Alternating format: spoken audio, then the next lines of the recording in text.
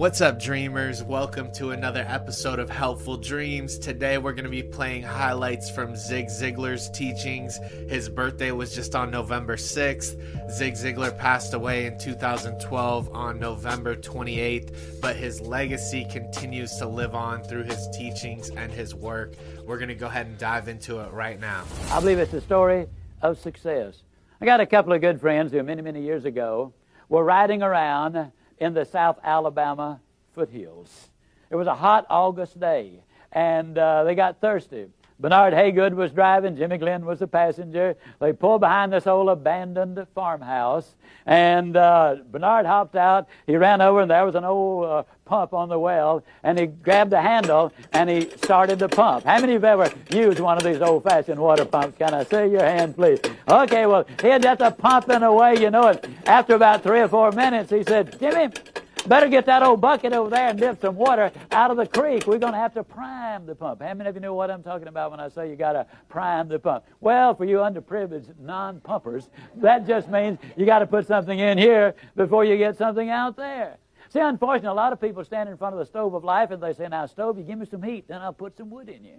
That ain't the way it works. You got to put something in before you can get anything out. So many times, you know, the employee goes to the employer and says, "Give me a raise, then I'll start coming to work on time." Or so many times they will come to him and say, "Make me the boss." Now, I know I haven't been here very long, don't really deserve to be the boss, but I just function better when I am in charge of things. You reward me now, and then I promise you I'll learn what this business is all about later on. Reward me now, and I'll produce later. It doesn't work that way. Can't you just see a youngster in school saying, "Teacher, if I take a failing grade home, my parents are going to skin me alive. Pass me on this quarter, and next time I'll study more than anybody else. Reward me now, I'll produce later." It doesn't work that way. Can't you just see an old farmer standing out in the fields in October and saying, "Lord, I know I didn't plant a thing this year, but if you give me a big crop this year, I'll plant more than anybody next year." It ain't that way, folks. You got to put something in before you can expect to get anything out. Well, he's just a pumping away. You know, that's hot. It's August. I mean, the question is just how much pumping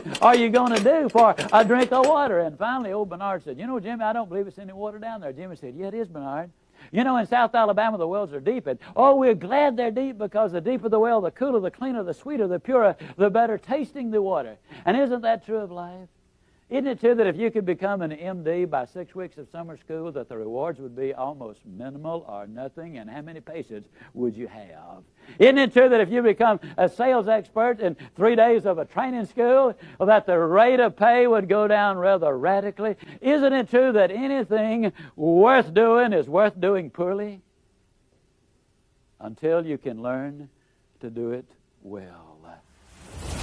I love this snippet from Zig Ziglar because it just reinforces the fact that we truly reap what we sow.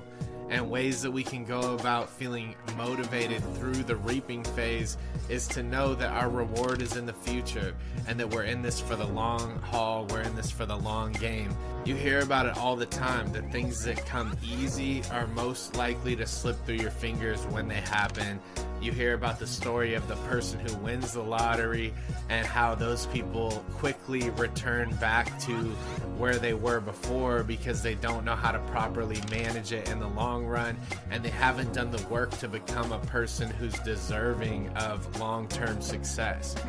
It's important to have that long-term vision and run it like a marathon rather than a sprint, because that's what's going to bring you lasting success, and it's going to help you develop the skills needed through time in order to maintain the level of productivity and success that you're looking for. One of my favorite quotes from Zig Ziglar is to remember that failure is an event and not a person.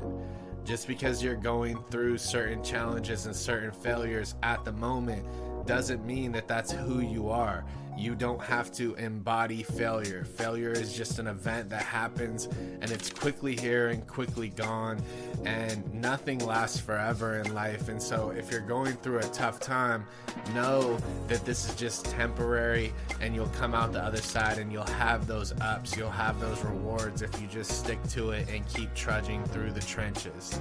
Zig Ziglar also says that you will get all you want in life if you help enough other people get what they want. I use this concept in business because I truly believe that happiness in the human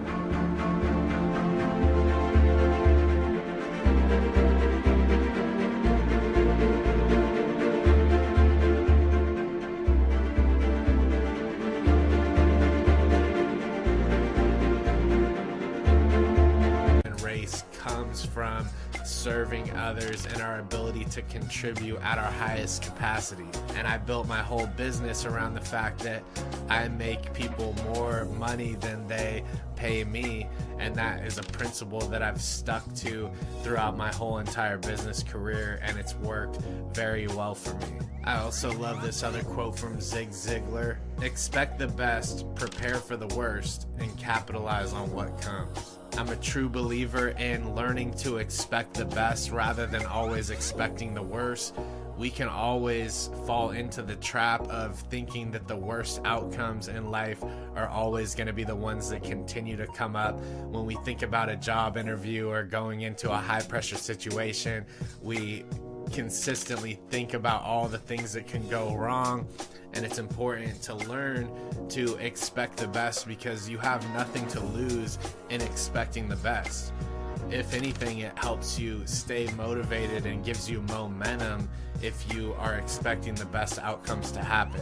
I challenge anyone who's listening to this right now to, in the next situation that you get into that's high pressure and you feel yourself thinking negative about, to change your mind frame to expect the best rather than the worst and see how that plays out for you.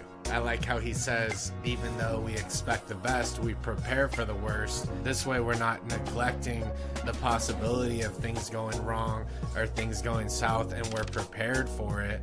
And just because we're preparing for it doesn't mean that we have to dwell on it.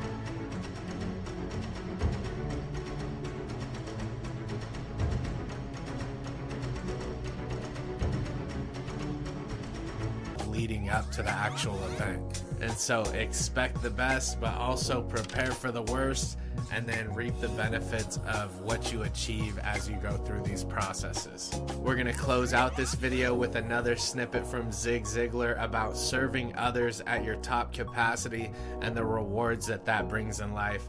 Thank you so much for coming by. Subscribe if you like the content. It helps spread the message, and I'll see you guys in the next one.